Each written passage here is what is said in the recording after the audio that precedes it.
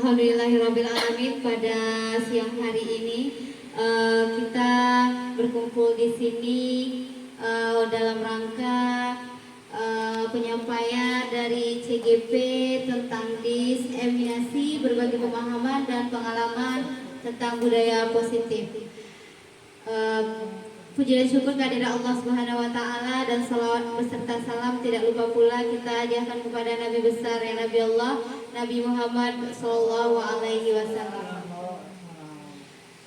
Untuk memulai kegiatan kita pada siang hari ini, marilah kita sama-sama mengucapkan basmalah. Bismillahirrahmanirrahim. Untuk pertama, marilah kita dengarkan pengarahan dan sambutan dari Ibu Kepala SMP 3 Sungai Rubai yang akan disampaikan oleh Ibu Yenita Anwar SPD MPD. Kepada Ibu Yenita Anwar disilahkan. Terima kasih Ibu Nila.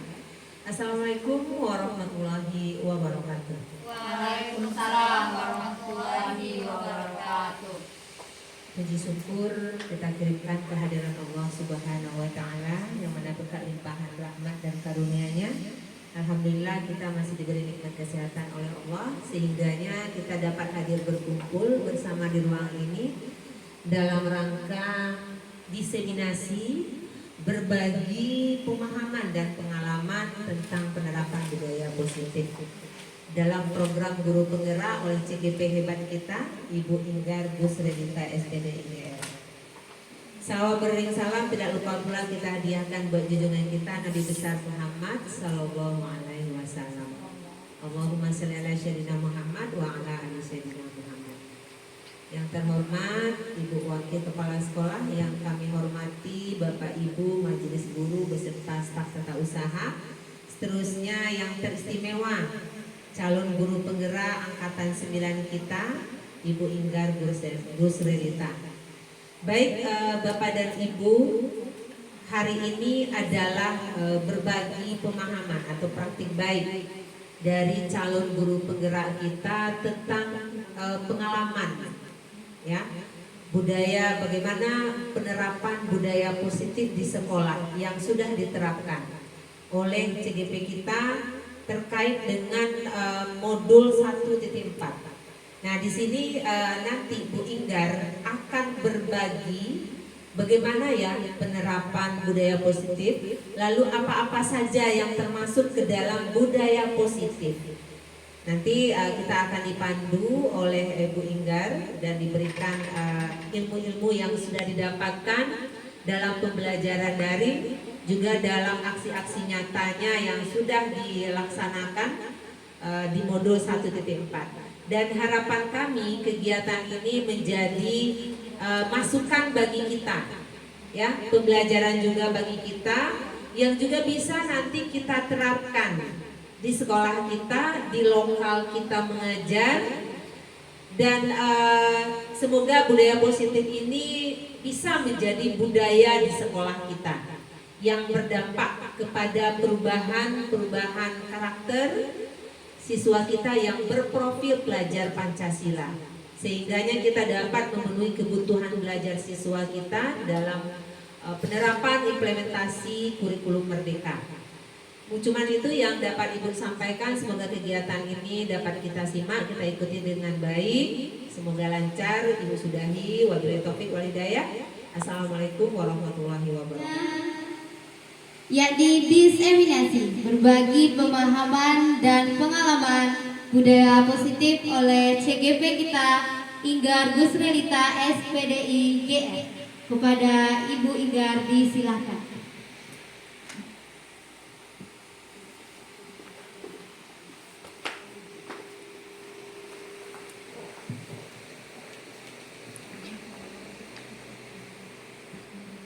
Bismillahirrahmanirrahim. Assalamualaikum warahmatullahi wabarakatuh. Waalaikumsalam warahmatullahi wabarakatuh. Alhamdulillahirrabbilalamin. Puji syukur kehadirat Allah Subhanahu wa taala yang masih memberikan kita kesempatan dan kesehatan pada siang yang cerah ini untuk bisa berkumpul dan menyaksikan saya dalam bentuk diseminasi atau berbagi pengalaman tentang budaya positif yang ada di sekolah nantinya. Selawat beriringan salam tak bosannya kita curahkan buat junjungan umat sedunia, yakninya Nabi besar Muhammad Sallallahu Alaihi Wasallam, dengan lantaran kata Allahumma sholli ala Sayyidina Muhammad wa ala ali Sayyidina Muhammad. Baiklah, yang terhormat Ibu Kepala Sekolah SMPN 3 Sungai Rumbai, yang sama-sama kita hormati Ibu Wakil Kepala Sekolah dan para majelis guru serta staf tata usaha UPT SMPN 3 Sungai Rumbai. Baiklah, tanpa memperpanjang mukadimah, pada kesempatan kali ini izinkan saya berbagi pemahaman tentang budaya positif yang ada di sekolah yang telah saya dapatkan saat pembelajaran CGP. Nah, baiklah Bapak Ibu, di sini izinkan terlebih dahulu saya memperkenalkan diri. Bapak Ibu juga sudah tahu, saya adalah Inggar Gusrelita, calon guru penggerak angkatan 9 di Kabupaten Darmasraya, khususnya di UPT SMPN 3 Sungai Rumbai. Nah, pada budaya positif, materi nanti yang akan saya paparkan, yang pertama itu adalah disiplin positif dan nilai-nilai kebajikan universal. Yang kedua, teori motivasi, penghargaan dan hukuman serta restitusi. Yang ketiga adalah keyakinan kelas.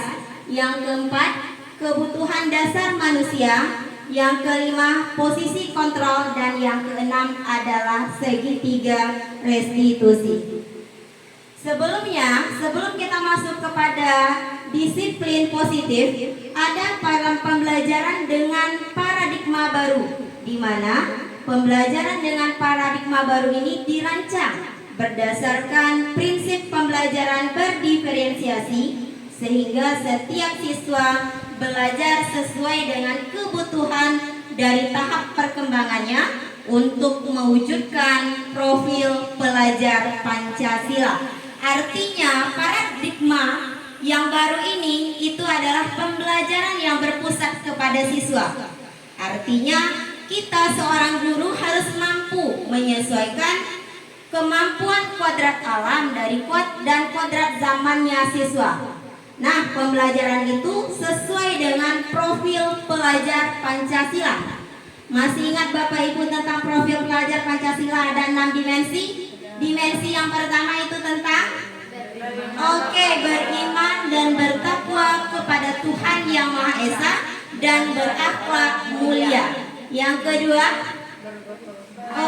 berkebinekaan global. Yang ketiga adalah gotong royong. Yang keempat adalah kreatif. Yang kelima bernalar kritis. Dan yang keenam mandiri. Nah, jika pembelajaran nantinya berpusat kepada siswa, insya Allah profil pelajar Pancasila yang kita harapkan akan terwujud dengan baik. Artinya pembelajaran yang berpusat kepada siswa tadi, kita mengikuti kemauan siswa itu seperti apa, sesuai dengan kebutuhan alam dan kebutuhan zamannya. Jadi Bapak Ibu, ketika kita sudah sesuai dengan kebutuhan siswa, maka profil pelajar Pancasila akan tercapai dengan baik. Nah, setelah itu disiplin positif.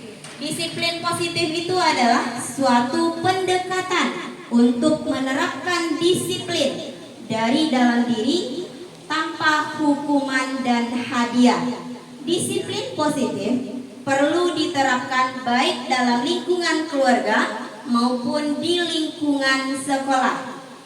Dengan menerapkan disiplin positif diharapkan tindak kekerasan dapat dihindari. Nah, pada disiplin positif ini, pendekatan disiplin positif bukan mengenai anak atau peserta didik secara langsung, melainkan bagaimana cara orang dewasa yang memberikan dampak dan pengaruh positif terhadap anak atau peserta didik kita. Pendekatan disiplin positif menitik beratkan pendekatan yang positif tanpa kekerasan, memotivasi, merefleksi kesalahan, menghargai, membangun logika, dan bersifat jangka panjang. Tujuan mulia dari penerapan disiplin positif adalah agar terbentuknya murid-murid yang berkarakter, berdisiplin, santun, jujur, peduli, bertanggung jawab, dan merupakan pembelajar sepanjang hayat sesuai dengan standar lulusan yang kita harapkan. Nah, jadi pada disiplin positif itu ada nilai-nilai kebajikan yang terdapat di dalamnya. Nilai-nilai kebajikan tersebut bisa Bapak Ibu lihat, di mana itu adalah peduli, ada nanti kebersihan, komitmen, belas kasih, percaya diri, bertujuan, tenggang rasa, gotong royong. Nah, nilai-nilai kebajikan ini adalah hal pendorong terciptanya disiplin positif. Jika di dalam diri kita sudah terbentuk nilai-nilai kebajikan, maka dengan sendirinya disiplin positif akan berjalan dengan baik. Selanjutnya adalah motivasi perilaku manusia. Menurut Gen Gosen dalam bukunya menyatakan ada 3 motivasi perilaku manusia. Yang pertama adalah untuk menghindari ketidaknyamanan atau hukuman. Yang kedua adalah untuk mendapatkan imbalan atau penghargaan dari orang lain. Yang ketiga adalah untuk menjaga orang yang mereka inginkan dan menghargai diri sendiri dengan nilai-nilai yang mereka percaya. Nah, yang pertama kita masuk terlebih dahulu motivasi perilaku manusia tadi. Yang pertama adalah untuk menghindari ketidaknyamanan atau hukuman. Ini adalah tingkat terendah dari motivasi perilaku manusia. Biasanya orang yang memotivasi perilakunya untuk menghindari hukuman atau ketidaknyamanan akan bertanya, apa yang terjadi apabila saya tidak melakukannya? Sebenarnya mereka sedang menghindari permasalahan yang mungkin muncul dan berpengaruh pada mereka secara fisik, psikologis, maupun tidak terpenuhinya kebutuhan mereka bila mereka tidak melakukan tindakan tersebut. Motivasi ini adalah bersifat eksternal atau bersifat dari luar dirinya. Yang kedua adalah motivasi untuk mendapatkan imbalan atau penghargaan dari orang lain. Nah, motivasi ini satu tingkat di atas motivasi yang pertama. Di sini orang berperilaku untuk mendapatkan imbalan atau penghargaan dari orang lain. Orang dengan motivasi ini akan bertanya, apa yang akan saya dapatkan apabila saya melakukannya? Mereka melakukan sebuah tindakan untuk mendapatkan pujian dari orang lain yang menurut mereka penting dan mereka letakkan dalam dunia berkualitas mereka. Mereka juga akan melakukan sesuatu untuk mendapatkan hadiah, pengakuan, atau imbalan. Motivasi ini juga bersifat eksternal. Nah, kenapa nantinya penghargaan atau imbalan atau hadiah itu tidak bagus untuk peserta didik kita? Ini adalah salah satu alasannya, bahwa dia akan menghilangkan motivasi dari intrinsiknya atau motivasi dalam dirinya. Itu akan hilang karena dia akan mengharapkan imbalan saja tanpa dia tahu bahwa itu adalah tujuan dari hidupnya atau motivasi dari dalam diri sendiri. Sehingga nanti ada beberapa hal yang akan saya jelaskan ke depannya, bahwa penghargaan atau nanti imbalan atau reward itu namanya, itu sangat akan mempengaruhi motivasi dari peserta didik kita. Selanjutnya motivasi yang ketiga itu adalah untuk menjadi orang yang mereka inginkan dan menghargai diri sendiri dengan nilai-nilai yang mereka percaya. Orang dengan motivasi ini akan bertanya, akan menjadi orang yang seperti apa apabila saya melakukannya? Mereka melakukan sesuatu karena nilai-nilai yang mereka yakini dan hargai. Dan mereka melakukannya karena mereka ingin menjadi orang yang melakukan nilai-nilai yang mereka yakini tersebut. Ini adalah motivasi yang akan membuat seseorang memiliki disiplin positif, karena motivasi berperilakunya bersifat internal, bukan eksternal. Inilah maksud saya tadi, bahwa penghargaan atau nantinya reward itu akan memedam rasa motivasi internalnya seorang peserta didik, sehingga ketika nanti ada beberapa hal penghargaan yang bersifat positif dan ada beberapa hal penghargaan yang bersifat negatif. Penghargaan yang terus-menerus inilah yang akan menjadi bersifat negatif. Karena apa? Karena peserta didik kita akan melenyapkan motivasi intrinsiknya, sehingga yang muncul adalah motivasi ekstrinsik dari orang luar. Jika dia melakukan ini, dia mengharapkan ini. Jika anak melakukan ini, yang harapkan ini. Sehingga motivasi kesadaran dirinya, nilai-nilai kebajikan yang kita harapkan itu sudah tidak ada lagi pada diri anak, karena sudah tertimbun dan ditanam oleh motivasi ekstrinsit. Eksternal maksudnya ya.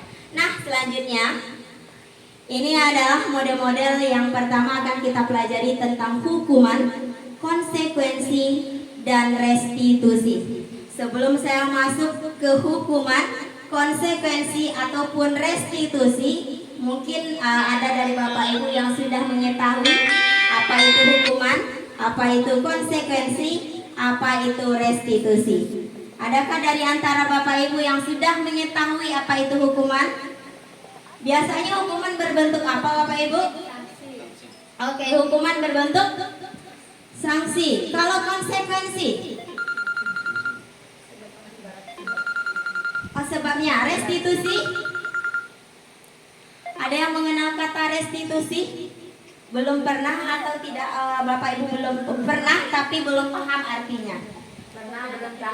Oke, nah kita akan mempelajari dan kita akan melihat di mana letak perbedaan antara hukuman, konsekuensi, dan restitusi. Di antara yang tiga ini, mana posisi guru yang paling bagus menurut Bapak Ibu?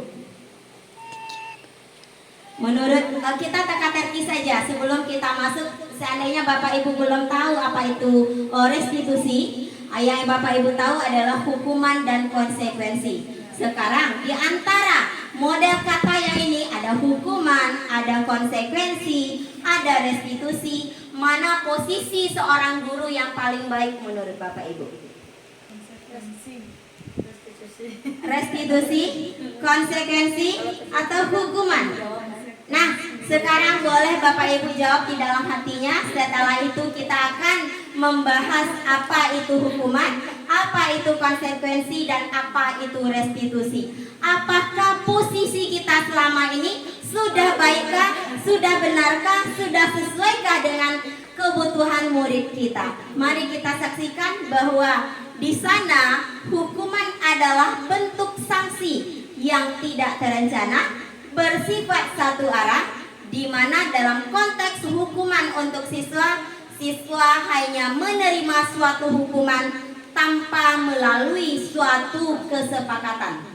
Nah, sedangkan konsekuensi adalah bentuk sanksi yang diberikan kepada pelaku atau siswa kita dalam melanggar hukum sebagai akibat langsung dari tindakannya.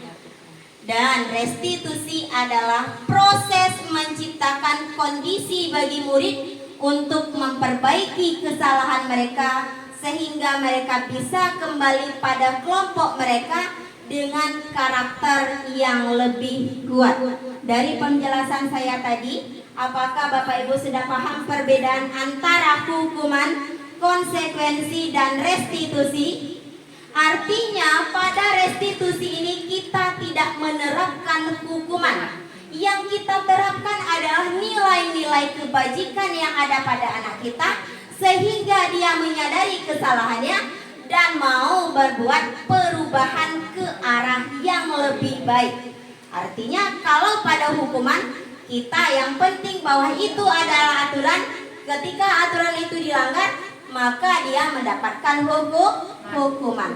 Nah, kalau konsekuensi ketika kesepakatan sudah dilalui tetapi dia masih melanggar maka terkenalah konsekuensinya. Sedangkan restitusi setelah kita melakukan kesepakatan tapi masih ada yang merupakan yang melakukan kesalahan, kita melalui yang namanya restitusi, di mana kondisi seorang guru mengembalikan posisi peserta didik ke asalnya. Dia menyadari kesalahannya, setelah itu dia dapat merubah ke arah yang lebih baik.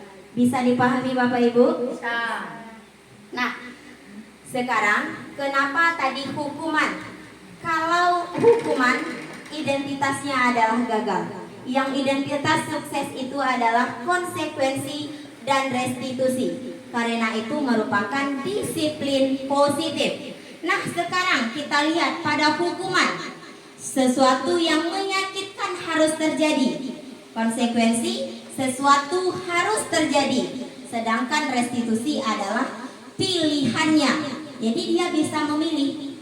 Nah, setelah itu tidak nyaman untuk murid atau anak untuk jangka waktu panjang. Kenapa hukuman tidak nyaman bagi anak? Karena dia akan dendam kepada kita ketika kita tidak mau mendengarkan apa menurut pendapat dia. Kita harus langsung menghukum tanpa melihat alasannya dulu. Itulah yang menghukum. Nah, pada konsekuensi dia tidak nyaman untuk murid, anak atau dalam jangka waktu yang pendek saja. Kenapa? Karena konsekuensi ini sudah melalui kesepakatan. Nanti mengenai kesepakatan kelas akan kita bahas di slide selanjutnya. Nah, untuk restitusi menguatkan murid atau anak dalam waktu jangka panjang. Nah, meskipun kata saya tadi restitusi membutuhkan waktu yang sangat lama. Kenapa? Karena kita tidak bisa merubah karakter anak. Tikit seperti membalikkan telapak tangan yang seperti Bapak Ibu bilang. Oh, anak yang sudah karakternya seperti ini, ketika kita bentuk dia kita akan susah, memang susah. Tetapi mulailah kita belajar menerapkan restitusi, bukan hukuman kepada anak. Karena apa? Hukuman merupakan jangka panjang yang akan membuat hatinya tersakiti sehingga dendam kepada kita semua. Saya sadar juga betul juga ketika saya mempelajari ini, sungguh sangat banyak sekali dosa saya yang telah saya perbuat kepada anak. Kenapa? Karena memang saya akui terkadang saya tidak mau mendengarkan alasan mereka. Kenapa misalnya mereka terlambat, saya tidak mau tahu. Yang penting ibu masuk, Anda masuk. Itu adalah merupakan kesalahan menurut saya. Itu tergantung kepada, kembali lagi kepada Bapak Ibu, bahwa kita harus mendengarkan pendapatnya meskipun mereka nanti berkilah ataupun berbohong. Tetapi ketahuilah ketika kita meminta pendapatnya, dia akan secara sadar dengan sendirinya meskipun tidak spontan. Meskipun banyak perubahan atau waktu yang kita lakukan untuk perubahan tersebut, sehingga anak-anak itu kembali lagi kepada jati diri yang sesungguhnya. Nah, baiklah Bapak Ibu, sekarang dihukum oleh penghargaan. Kenapa tadi penghargaan kata saya itu tidak baik atau kurang tepat dalam apresiasi anak? Karena penghargaan itu adalah merupakan sifat yang nantinya akan memendam apa dari intrinsik anak itu tersebut. Nah, di mana menurut Alfi bahwa mengemukakan baik penghargaan maupun hukuman adalah cara-cara mengontrol perilaku seseorang yang menghancurkan potensi untuk pembelajaran yang sesungguhnya. Menurut Kohn itu, secara ideal tindakan belajar itu sendiri adalah penghargaan yang sesungguhnya. Artinya bukan penghargaan atau reward eksternalnya yang dibutuhkan oleh anak, tetapi belajar itu sendiri dari dalam hatinya. Itulah penghargaan yang luar biasa. Pernah saya mendengarkan ketika anak kita, mungkin Bapak Ibu sebagian juga sudah punya anak, ketika anak kita yang baik baru bisa membaca dan kita mau nyerapinya itu akan memendam motivasi intrinsiknya. Itu yang saya pernah saya baca dan pernah saya pelajari di saat CGP ini. Dan itu pernah saya lakukan kepada anak saya. Sehingga setiap dia melakukan suatu hal yang luar biasa, dia butuh penghargaan kita. Kenapa mama tidak senyum katanya? Itu yang saya lalui terhadap anak saya sendiri. Itu ya. Kenapa ketika dia bisa menyelesaikan suatu pekerjaan sendiri, dia akan meminta penghargaan kepada kita. Kenapa mama tidak tepuk tangan? Kenapa mama tidak senyum? Nah, inilah alasan yang saya temui kenapa ketika anak berikan dia waktu terlebih dahulu untuk mengapresiasi dirinya sendiri. Jadi jangan kita langsung memberikan penghargaan. Oh ya, biasanya ya ilmu yang kita atau pengetahuan yang kita dapatkan bahwa anak kecil itu butuh penghargaan. Ya, benar sekali, anak kecil butuh penghargaan. Tetapi yang dibutuhkan terlebih dahulu adalah penghargaan dirinya sendiri. Jadi berikan dia waktu untuk menghargai dirinya. Setelah itu baru kita hargai dia dengan bentuk-bentuk penghargaan lainnya. Nah, itu mungkin pengalaman saya saja, Bapak Ibu, berbagi sedikit pengalaman tentang anak saya. Sampai saat ini ketika dia melakukan sesuatu, pasti dia meminta, kenapa mama tidak senyum? Kenapa mama tidak memberikan tepuk tangan? Kenapa mama tidak ini? Nah, itulah mungkin dari kecil salah satu penyebabnya. Ketika dia melakukan ini, saya langsung memberikan rewardnya, tepuk tangan atau apa. Jadi untuk kedepannya mulailah kita bahwa biarkan dia mengapresiasikan diri sendiri, biarkan dia mendapatkan penghargaan dari dirinya sendiri. Mungkin ini akan berbeda pendapat dari orang lain. Nah, ini adalah pendapat dari yang saya dapatkan dari beberapa bacaan dan dinyatakan dengan dunia nyata yang saya lalui sendiri. Mungkin seperti itu ya Bapak Ibu. Nah, pengaruh dari penghargaan itu sendiri kita lihat ada jangka panjang dan ada jangka pendeknya. Untuk jangka panjang itu adalah penghargaan efektif jika kita menginginkan seseorang melakukan sesuatu yang kita inginkan dalam jangka waktu pendek.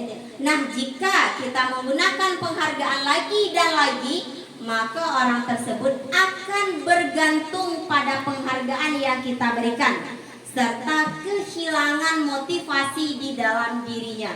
Inilah yang saya sebutkan tadi, bahwa ini akan berefek. Meskipun awalnya adalah merupakan jangka panjang, tetapi ketika itu terus menerus, maka dia akan menjadi jangka panjang. Nah, kenapa pada kurikulum Merdeka, bahwa kurikulum yang sekarang kita laksanakan tidak adanya juara 1, juara 2, juara 3, karena pendapat para ahli inilah yang dia angkat, bahwa pada kurikulum Merdeka lagi tidak terdapatnya prestasi, bukan prestasi, peringkat kelas yang diperoleh oleh peserta didik kita.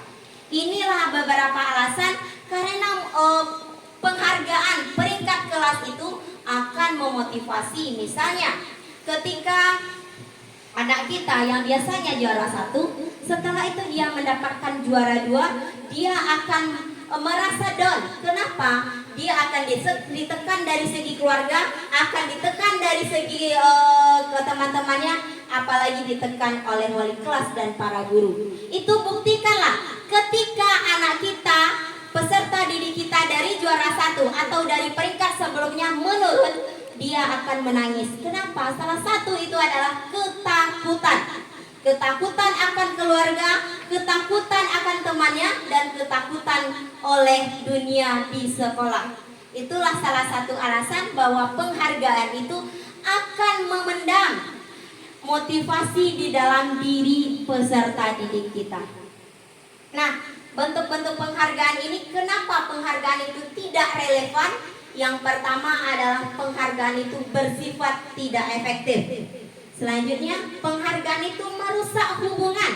Seperti yang saya sebutkan tadi, yang awalnya dia berteman akrab nih, juara 1, juara 2, karena yang satunya bisa meraih peringkat yang lebih tinggi, akhirnya mereka berpecah belah. Itu salah satu penghargaan itu bisa merusak hubungan, atau bisa merusak hubungan antara anak dan orang tua. Kenapa? Karena biasanya apalagi orang tua yang antusias anaknya ingin mendapatkan juara kelas, ketika anaknya tidak mendapatkan juara kelas, maka akan merusak hubungannya, akan merusak mental dari anak itu tersendiri. Nah, selanjutnya adalah penghargaan mengurangi ketepatan. Selanjutnya adalah penghargaan menurunkan kualitas, mematikan kreativitas, menghukum dan merusak motivasi dalam diri atau intrinsik.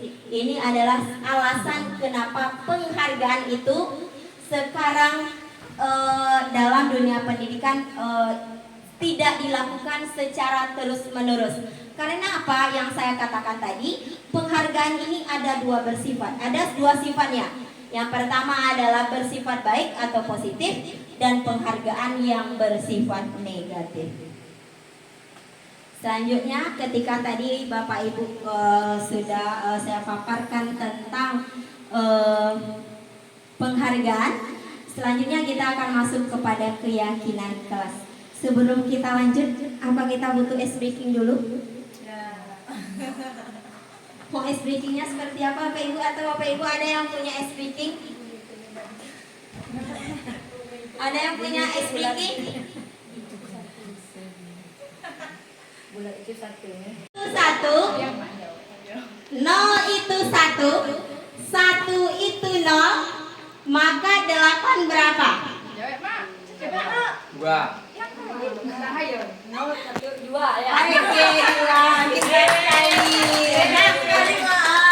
Sekarang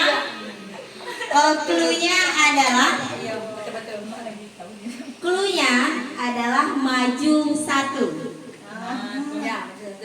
Cluenya kalau bumi itu bulat kayaknya tadi udah tahu semua ya. Sekarang maju satu. Nah, kita jalan-jalan boleh ke luar negeri, boleh sekitar Indonesia. Ya. Bulan Januari kita jalan-jalan ke Denmark. Ya, boleh ke luar negeri, boleh lagi kembali ke Indonesia. Bulan Februari kita jalan-jalan ke Tiongkok. Maka pada bulan Juni kita jalan-jalan ke mana?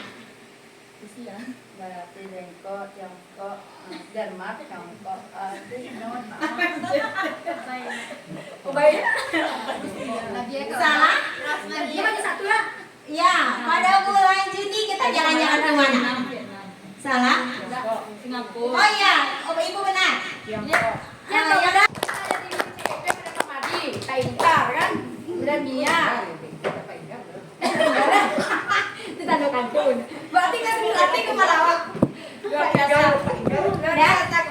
Bisa dilanjutkan Oke, Bu, lanjutkan. Oke, sekarang masuk kita lagi keyakinan kelas. Nah, di sana kata pemantiknya mengapa keyakinan kelas, mengapa tidak peraturan kelas. Sekarang apa perbedaan antara keyakinan kelas dengan peraturan kelas?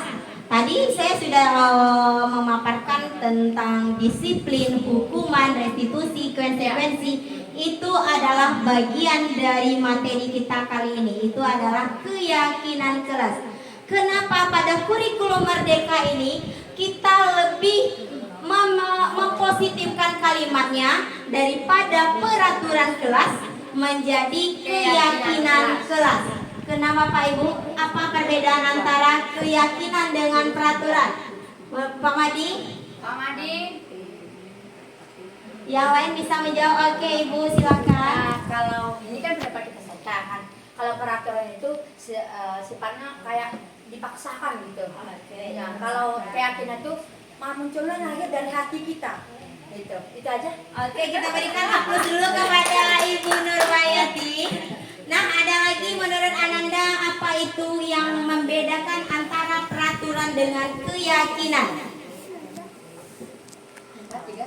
Oke, menurut Bapak Ibu, apa siapa yang bisa mengungkapkan perbedaan antara keyakinan dengan peraturan. Kalau dari kakak apa kok? Kakak? Itu dong, angkat ya ibu. Oke, jadi baiklah Bapak Ibu. Di sini peraturan itu bersifat individual. Artinya peraturan itu lahir dari beberapa pihak saja yang menciptakan. Sedangkan keyakinan itu lahir dari kesepakatan dari ketika kita membuat keyakinan kelas, maka semua anggota kelas yang ada di dalam kelas tersebut mengusulkan pendapat-pendapat mereka, sehingga itulah yang akan menjadi kesepakatan. Ketika kesepakatan tersebut, itulah yang akan menjadi keyakinan kelasnya.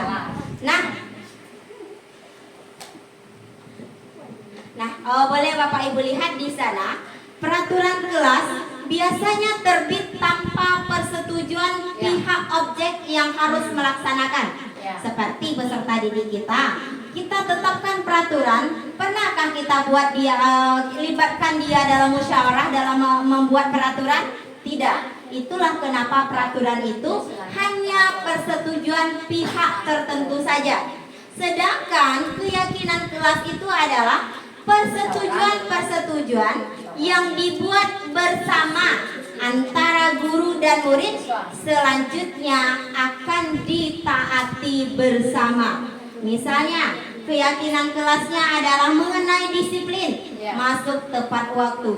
Yang masuk tepat waktu bukan peserta didik saja, melainkan juga seorang pendidiknya atau gurunya.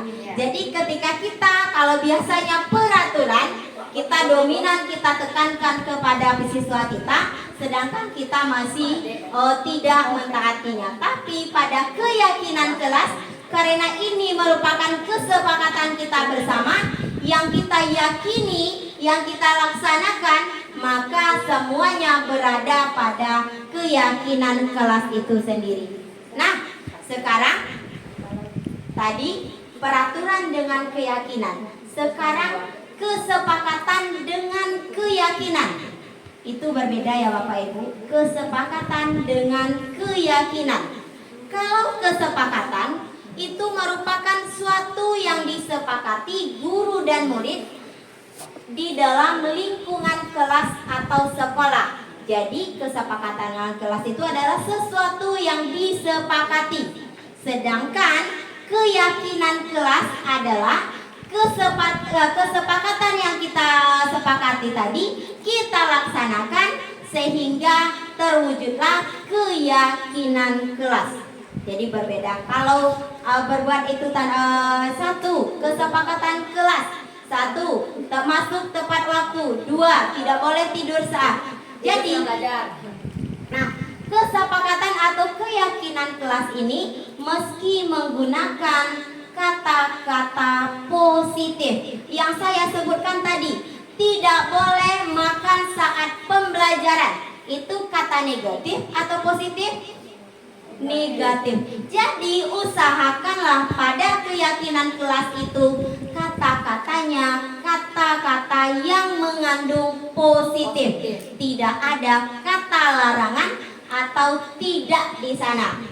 Jadi ketika tidak boleh makan saat pembelajaran, boleh diganti dengan mengikuti pembelajaran dengan aktif dan serius. Boleh seperti itu. Jadi nanti terkandung di dalamnya makan kita sesuai dengan jam makannya, jam istirahatnya. Itulah salah satu bahwa keyakinan kelas itu dimulai dari kata-kata positif. Bukan sesuatu karena apa? Karena kita akan mewujudkan hal yang positif, maka kita mulai dari kata-kata yang positif. Tidak boleh terlambat. Tadi kata positifnya adalah datang tepat waktu. Tidak boleh berkata kasar. Iya, berkata tutur lembut atau saling menghormati dan menghargai. Nah, bisa seperti itu. Jadi ungkapkanlah kata-kata nilai-nilai kebajikan yang sudah saya paparkan tadi untuk membuat keyakinan kelas kita. Nah, di sini keyakinan kelas itu adalah bersifat lebih abstrak daripada peraturan yang lebih rinci dan konkret. Yang kedua, keyakinan kelas berupa pernyataan-pernyataan universal. Pernyataan keyakinan kelas senantiasa dibuat dalam bentuk positif. Seperti yang saya katakan tadi, bahwa bentuk-bentuk dari kalimat-kalimat dari keyakinan kelas berbentuk positif. Nah, selanjutnya, keyakinan hendaknya tidak terlalu banyak sehingga mudah diingat dan dipahami oleh semua warga kelas. Kenapa? Kenapa ketika kita buat sebanyak mungkin keyakinan kelas ternyata tidak bisa kita laksanakan dengan baik, itu percuma saja. Jadi lebih baik kita mengungkapkan yang universal saja sehingga mudah diingat oleh anak. Karena tadi pada nilai-nilai kebajikannya misalnya disiplin, kasih sayang, saling menghormati dan menghargai, itu adalah termasuk dari nilai-nilai kebajikan yang akan kita tuangkan pada keyakinan kelas kita. Nah, selanjutnya, keyakinan kelas sebaiknya sesuatu yang dapat diterapkan di lingkungan tersebut. Jadi ketika kita membuat kesepakatan kelas yang akan menjadi keyakinan kelas kita, tetapi kita menerapkan di luar lingkungan, menurut Bapak Ibu akan dapat dilaksanakan atau tidak? Nah, jadi buatlah kesepakatan dan keyakinan kelas yang sesuai dengan kondisi kita, yang sesuai dengan memang apa yang akan kita inginkan. Jangan terlalu jauh kita berpikiran sehingga yang di dalam lingkungan saja kita tidak bisa kuasai. Nah, selanjutnya, semua warga kelas hendaknya ikut berkontribusi dalam pembuatan keyakinan kelas lewat kegiatan curah pendapat.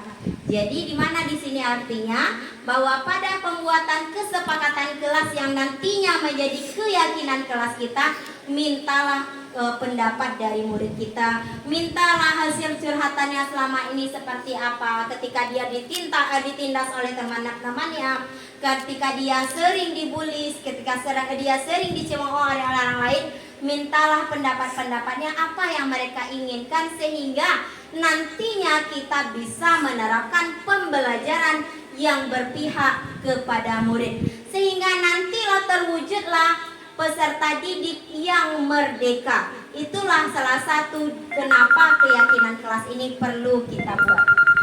Bapak Ibu, kita lanjutkan. Masuk kita lagi kepada 5 kebutuhan dasar manusia. Yang pertama adalah kebutuhan bertahan hidup, di mana kebutuhan bertahan hidup ini adalah perlunya makan dan minum bagi peserta didik kita. Kenapa ini merupakan kebutuhan dasarnya? Karena kita memang ketika kita tidak makan atau minum, maka bisakah kita nanti melangsungkan kehidupan dengan baik? Tidak, tentu kita akan merasakan lapar dan haus. Begitu juga peserta didik kita, dia butuh makan dan minum meskipun nanti pada saat pembelajaran dia punya alasan ingin ke kantin atau bagaimana. Tapi ketika dia sudah mengungkapkan pendapat, berilah dia kepercayaan. Nantinya jika kita berikan kepercayaan, maka bisa nantinya dia pegang kepercayaan yang sudah kita berikan. Nah, selanjutnya kebutuhan yang dimiliki oleh 5 kebutuhan dasar manusia yang juga merupakan kebutuhan dasar bagi peserta didik kita, itu adalah kebutuhan kasih sayang dan rasa diterima. Kenapa? Karena ketika kita pilih kasih, pasti peserta didik kita akan komplain. Pasti murid-murid kita akan komplain. Oh, ibu anak muridnya hanya ini. Oh, guru kesayangan guru ini. Kesayangan guru ini. Maka pasti akan timbul beberapa rasa iri dan dengki terhadap mereka. Yang ketiga adalah kebutuhan penguasaan. Artinya kebutuhan pengakuan atas kemampuannya. Jadi dia juga butuh pengakuan dari kita ketika dia mampu menyelesaikan ini. Maka kita berikan dia penguasaan atau pengakuan atas kemampuan mereka. Yang keempat adalah kebutuhan kebebasan. Artinya kebebasan dalam memilih atau berpendapat. Kita berikan dia kebebasan misalnya ketika tadi dalam mengungkapkan keyakinan kelas dalam mengungkapkan kesepakatan kelas, berilah dia kebebasan, karena ini merupakan kebutuhan dasar dari peserta didik kita. Yang keempat ada yang terakhir, yang kelima adalah kebutuhan kesenangan, di mana mereka butuh kesenangan, merasa senang.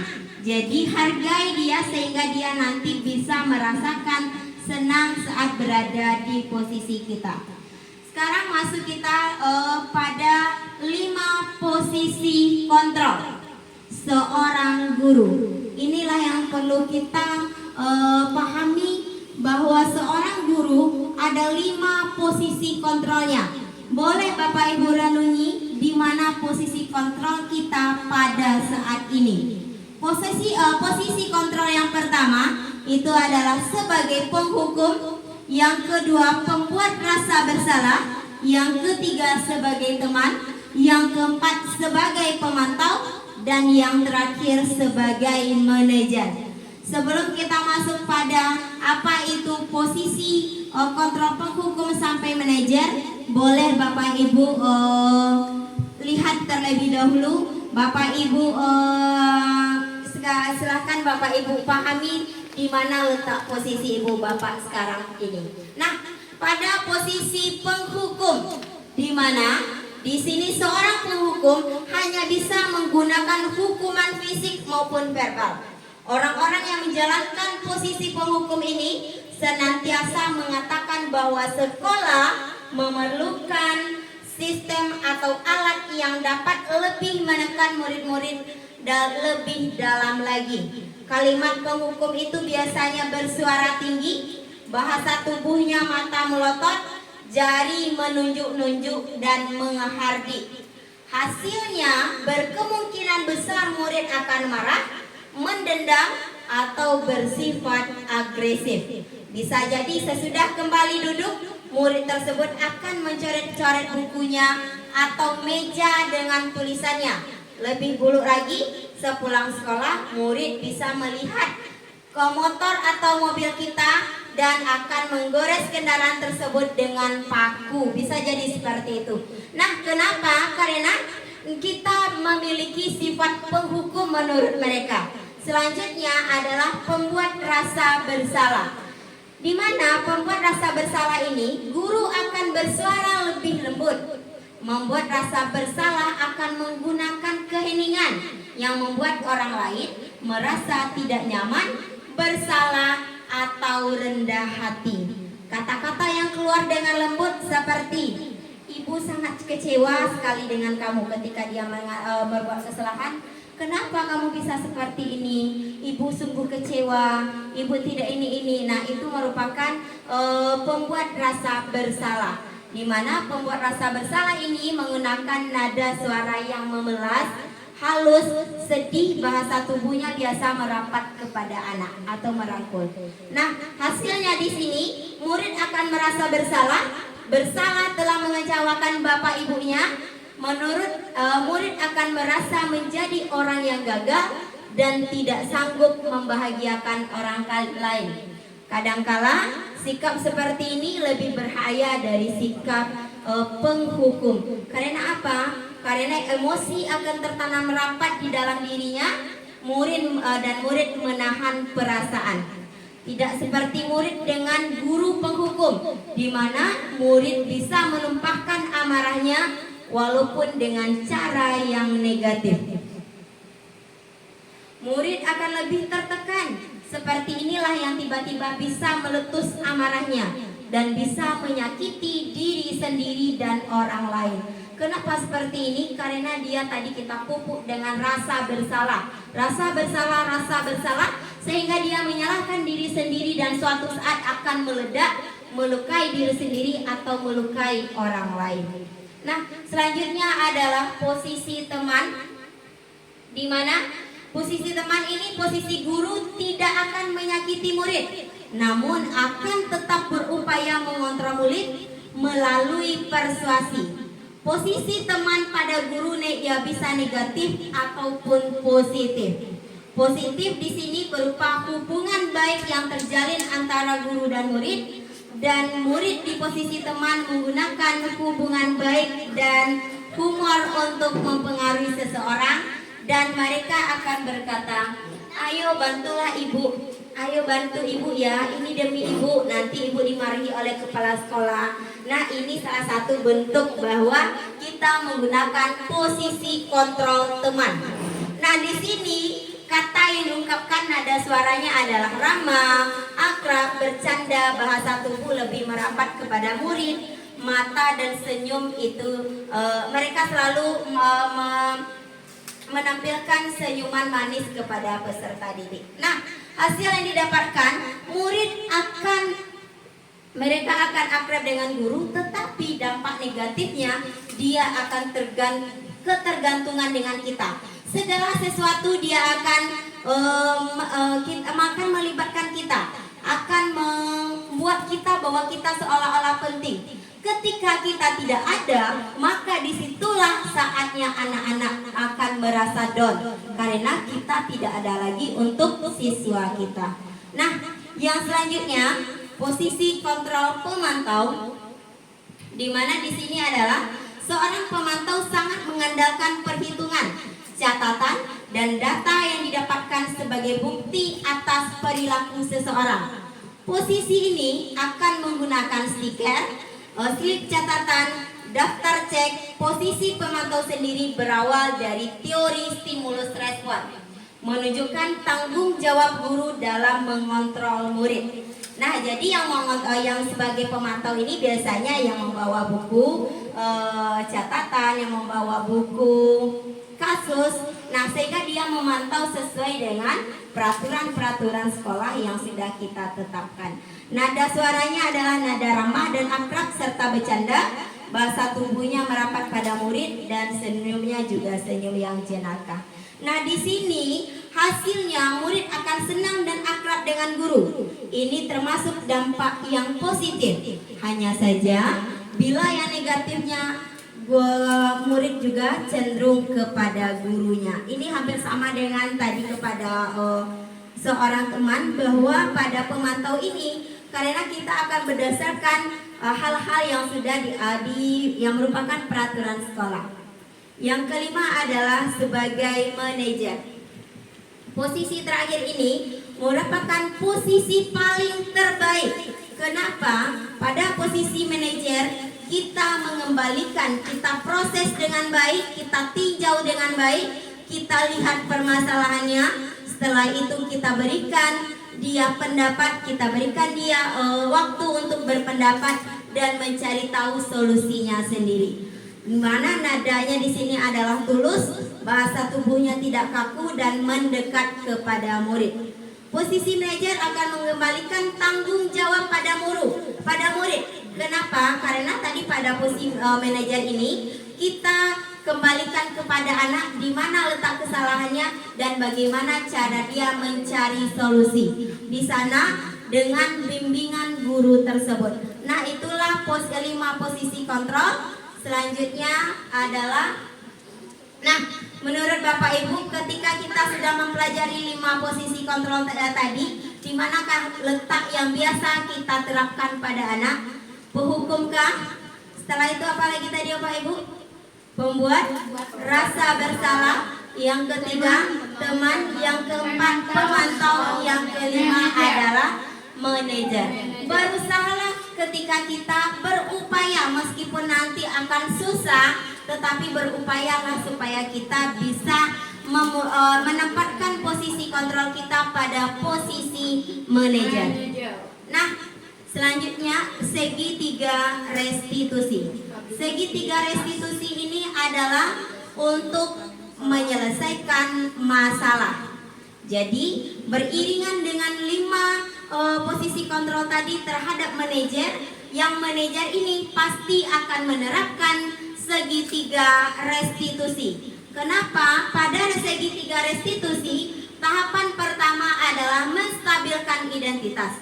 Yang kedua, validasi tindakan yang salah. Yang ketiga, menanyakan keyakinan. Di mana pada menstabilkan identitas ini bisa misalnya pada persoalan perkelahian anak. Misalnya anak berkelahi, sehingga langkah pertama kita itu adalah menstabilkan identitasnya, menstabilkan emosinya. Jangan kita saat dia berkelahi, saat dia sedang emosi, tetapi kita langsung dengan menyerempet dia dengan beberapa pertanyaan, maka itu akan menimbulkan emosi yang akan berlipat ganda. Jadi stabilkan emosi dia dulu, redamkan dia terlebih dahulu ketika emosinya sedang meluap. Meskipun ini, kata saya, memang ini sulit, sangat sulit kita lakukan, tetapi ketika kita bersama-sama menerapkan segitiga restitusi dan menempatkan posisi kontrol kita kepada posisi yang manajer, insya Allah ketika bersama-sama maka akan kita bisa. Ibarat lidi, ketika satu yang hanya berjalan, mampukah satu lidi membersihkan halaman? Tidak. Tetapi ketika kita sama, ibarat semua lidi kita gabungkan, maka insya Allah sampah-sampah yang berserakan bisa kita kumpulkan. Nah, begitu juga lah kita ketika kita menerapkan posisi kontrol dan segitiga restitusi ini. Ketika kita sudah berupaya menerapkan posisi kontrol kita pada posisi manajer dan menerapkan segitiga restitusi dalam konsekuensi kita tadi, dalam tindak kelakuan siswa kita, insya Allah ketika kita bersama-sama maka bisa dijalankan dengan baik. Nah, seperti yang saya sebutkan tadi. Yang kedua, ketika tadi validasi tindakan yang salah. Misalnya tadi kasusnya adalah anak kita berkelahi, ada yang emosi, ada yang merasa kesakitan. Nah, kita redam terlebih dahulu emosinya. Itu yang disebut dengan menstabilkan identitas. Yang kedua, validasi tindakan yang salah. Kita lihat validasi tindakan yang salah ini berbentuk pernyataannya seperti ini. Apakah berkelahi itu perbuatan yang benar? Apakah dengan meluapkan emosi itu bisa membuat selesai masalah? Itu adalah langkah-langkah dari validasi tindakan yang salah. Jadi kita bawa dia, seandainya melakukan itu, apakah hal yang akan menyelesaikan masalah? Ketika dia berkelahi atau apapun itu, apakah itu bentuk dari penyelesaian masalah? Maka itu dinamakan dengan validasi tindakan yang salah. Selanjutnya, menanyakan keyakinan. Seperti tadi, bahwa kita sudah sepakat dengan membuat keyakinan kelas. Kesepakatan yang telah kita sepakati merupakan keyakinan kelas karena kita sudah menerapkannya. Jadi kita kan tanyakan kembali, apakah berkelahi merupakan keyakinan kelas yang sudah kita kesepakati? Mereka akan menjawab tidak, Bu. Jadi kesepakatan kelas atau keyakinan kelas apa yang sudah anak langgar? Maka seperti itulah beberapa hal pertanyaan-pertanyaan dari segitiga restitusi. Dan saya melihat bahwa penerapan segitiga restitusi ini sudah sebagian besar sudah Bapak Ibu lakukan. Karena apa? Karena kita biasanya melakukan ini tanpa sadar. Dan biasanya kita sebelumnya pasti Bapak Ibu tidak tahu bahwa ini hal-hal yang sudah kita lakukan. Apalagi itu adalah Ibu BK, pasti sudah melalui ini dan sudah saya lihat dia sudah melalui ini. Tetapi mungkin namanya saja yang belum tahu. Ketika kita menstabilkan emosi anak, oh ternyata ini adalah menstabilkan identitas. Karena ketika kita mengarahkan dia apakah ini baik atau benar, oh ternyata ini adalah validasi tindakan yang salah. Setelah itu mungkin yang ketiga yang belum, karena kita belum menerapkan, belum membuat kesepakatan yang merupakan keyakinan kelas kita. Yang langkah satu dan langkah dua, alhamdulillah sudah kita terapkan. Nah, untuk langkah ketiga ini adalah penebalannya. Kenapa penebalan menurut saya? Karena ini kita menanyakan kembali kepada anak keyakinan, apakah kalau seandainya dia melanggar, keyakinan kelas apa yang mereka langgar, kita kembalikan ke identitasnya tadi, bahwa kita kembalikan kepada keyakinan kelasnya. Nah, yang saya sebutkan tadi itu adalah nah di sini meyakinkan keyakinan. Salah satu pertanyaannya, Apa yang kita percaya sebagai kelas atau keluarga? Apa nilai-nilai umum yang telah kita sepakati? Apa bayangan kita tentang kelas yang ideal? Kamu mau menjadi seperti apa ketika melakukan ini? Maka kita menanyakan keyakinannya kembali. Kita tanyakan hati kecilnya supaya dia menjadi kepada diri yang baik, kepada pribadi yang lebih baik. Oke Bapak Ibu, sedikit kasus mungkin Bapak Ibu bisa melihat di sana. Kasusnya adalah seperti ini. Sabrina hari ini bangun terlambat dan buru-buru sampai di sekolah. Dia pun akhirnya sampai di gerbang sekolah, tetapi baru menyadari kalau tidak menggunakan sepatu hitam seperti tertera di peraturan sekolah. Di depan pintu kelas, Bapak Lukman memperhatikan sepatu Sabrina yang berwarna coklat. Sabrina berusaha menjelaskan bahwa dia terburu-buru dan salah mengenakan sepatu. Pak Lukman menyadari dan menanyakan kepada Sabrina, apa peraturan sekolah tentang seragam warna sepatu? Sabrina menjawab, sudah mengetahui Pak, sepatu berwarna hitam. Namun karena terburu-buru dan salah mengenakan sepatu, selain tidak mungkin kembali pulang ke rumahnya karena jauh, Pak Lukman tetap bersikeras pada peraturan yang berlaku dan mengatakan, ya sudah, kamu sudah melanggar peraturan sekolah. Kamu salah, sudah terlambat. Salah pula warna sepatunya. Segera buka sepatumu, kalau tidak bisa mengenakan warna sepatu sesuai peraturan. Sabrina meminta maaf dan memohon kembali kepada Bapak Lukman agar tetap dapat mengenakan sepatu dan berjanji tidak mengulang kesalahannya. Namun Pak Lukman tidak mau tahu. Tidak, kamu telah melanggar peraturan sekolah. Kalau tidak sanggup, ambil sepatu di rumah atau diantarkan sepatu ke sekolah. Ya sudah, kamu tidak bersepatu seharian saja di sekolah. Sekarang copot sepatumu dan silakan belajar tanpa sepatu seharian. Sekarang menurut Bapak Ibu, posisi kontrol pada Bapak Lukman itu sebagai apa? Oke, sebagai penghukum. Kenapa sebagai penghukum? Karena dia tidak mau mendengarkan pendapat Sabrina. Walaupun Sabrina sudah mengungkapkan pendapatnya, sudah mengeluarkan memang ini kenyataannya, tapi Pak Lukman mau tidak memahami? Tidak. Mau tidak Pak Lukman memberikan kesempatan kepada Sabrina? Tidak. Inilah salah satu ciri-ciri posisi kontrol yang penghukum. Nah, ini akan mengakibatkan apa nantinya? Sabrina dendam atau dongkol kepada Bapak Lukman. Nah, meskipun kita pernah menerapkan ini dan saya sendiri pernah melakukan itu, berusahalah ke depannya Bapak Ibu kita tidak berada di posisi penghukum. Karena posisi penghukum adalah posisi paling negatif yang ada pada guru. Posisi paling negatif yang seharusnya tidak kita terapkan. Nah, selanjutnya kasus kedua. Anto dan Dino sedang bermain bersama di lapangan basket. Dan tiba-tiba terlihat dalam sebuah pertengkaran adu mulut. Dino pun menjadi emosi dan mengandalkan kontak fisik, menarik kemeja Anto dan dengan kasar sampai 3 kancingnya terlepas. Pada saat itu, guru piket langsung melerai mereka dan membawa mereka ke ruang kepala sekolah.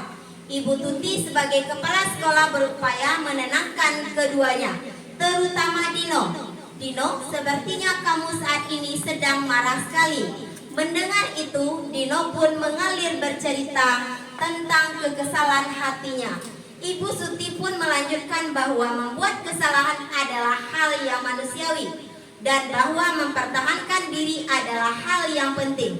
Namun meminta Dino memikirkan cara lain yang mungkin lebih efektif karena saat ini Dino berada di ruang kepala sekolah. Selanjutnya, Ibu Suti bertanya tentang keyakinan sekolah yang disepakati, serta apakah Dino bersedia memperbaiki kesalahan yang telah dilakukan terhadap Anto. Dino pun akhirnya perlahan mengangguk. Kemudian Ibu Suti berbalik bertanya kepada Anto, hal apa yang bisa dilakukan Dino untuk memperbaiki masalah? Dino pun menjawab, Saya perlu kancing saya diperbaiki, Bu. Ibu saya sangat marah kalau melihat kancing baju saya sampai copot 3 kancing begini. Ibu Suti pun kembali bertanya ke Dino, apakah yang akan dia lakukan untuk menggantikan 3 kancing Anto yang terlepas? Dino berpikir sejenak, namun menjawab, wah tidak tahu Bu, saya lem kembali mungkin ya Bu. Ibu Suti berpikir sebentar dan menanggapi, kalau dilem akan mudah terlepas kembali Dino. Bagaimana kalau kamu menjahitkan saja? Bersediakah kamu? Dino tampak ragu-ragu dan menanggapi, menjahit? Mana saya tahu bagaimana menjahit Bu. Ibu Suti meneruskan, apakah kamu bersedia belajar menjahit? Dino berpikir sejenak, memandang ke meja Anto dan menanggapinya. Yang mengajari saya siapa Bu? Dengan cepat Ibu Suti menjawab, Pak Irfan, guru tata busana. Dino kembali diam sejenak memandang ke meja Anto yang tanpa kancing. Dan akhirnya Dino mengangguk dan menyetujuinya. Sekarang pertanyaannya, di manakah letak posisi Ibu Suti menurut Bapak Ibu? Di mana letak posisi Ibu Suti? Sebagai manajer. Nah, seperti inilah posisi kontrol yang dibutuhkan oleh peserta didik kita. Kita tanyakan dia, kita kembalikan kepada dia bagaimana cara solusinya. Dia yang mengakui kesalahannya, dia yang akan memperbaiki kembali dan mempertanggungjawabkannya. Itulah fungsi dari posisi kontrol yang manajer. Kalau tadi penghukum, tentu langsung kita hukum yang berbuat salah tadi. Nah, tetapi di sini Ibu Suti mengembalikan kepada mereka berdua interaksinya. Nah, di sini baik-baik Bapak Ibu, tibalah saatnya. Di sana sudah pada layar proyektor saja. Saya sudah mengucapkan terima kasih. Jadi mohon maaf sudah memakan waktu Bapak Ibu, sudah memakan waktu jam pulangnya dalam kegiatan saya ini dalam penyebaran pemahaman. Mohon maaf sekali dan saya ucapkan terima kasih banyak. Mudah-mudahan dengan pemahaman ini, dengan pemahaman yang sudah saya berikan ke Bapak-Bapak Ibu, setidaknya Bapak Ibu bisa mengetahui apalagi posisi kontrol dan segitiga restitusi. Setelah itu keyakinan kelas itu sangat berarti sekali bagi kita. Apalagi kita sekarang sudah pembelajaran yang berpihak kepada murid yang merdeka, bahwa bisa menerapkan hal-hal yang sudah saya paparkan tadi. Sekian dari saya, mohon maaf. Wabillahi taufiq wal hidayah. Wassalamualaikum warahmatullahi wabarakatuh. Waalaikumsalam.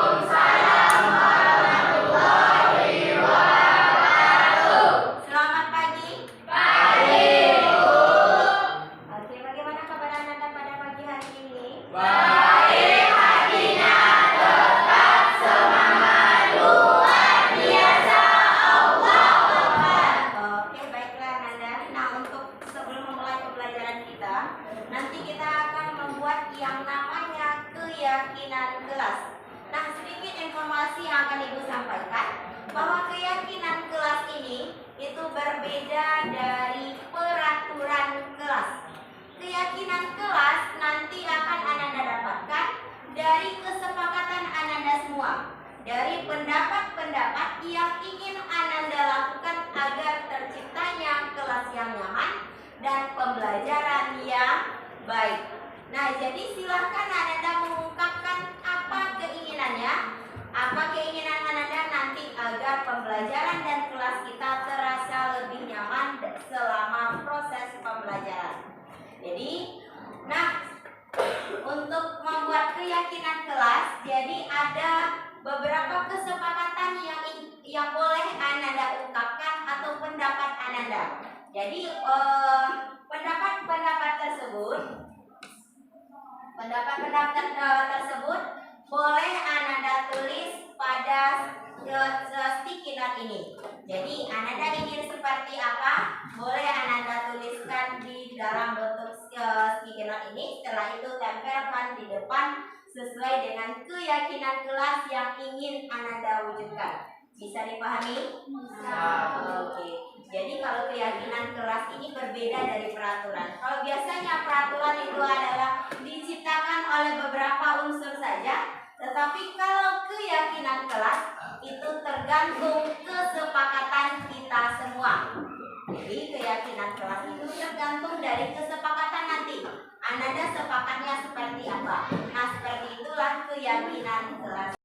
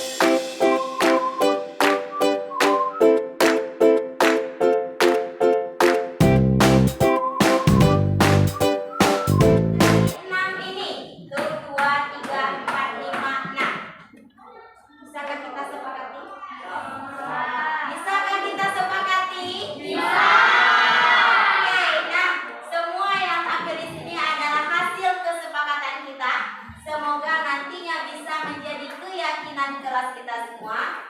Dan dengan mengucapkan Bismillahirrahmanirrahim, ini menjadi kesepakatan kelas kita yang nantinya menjadi keyakinan kelas.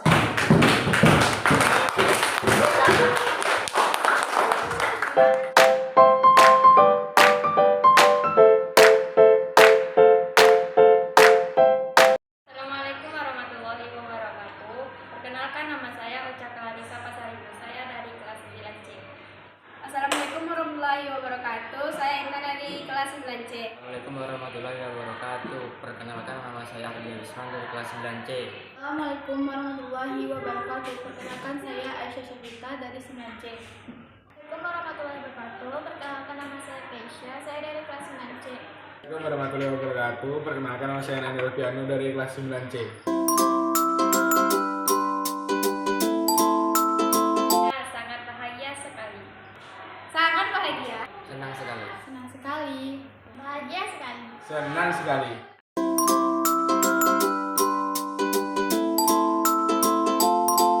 Ya, penting. Penting sekali. Ya penting. Sangat penting. Iya, penting. Iya penting.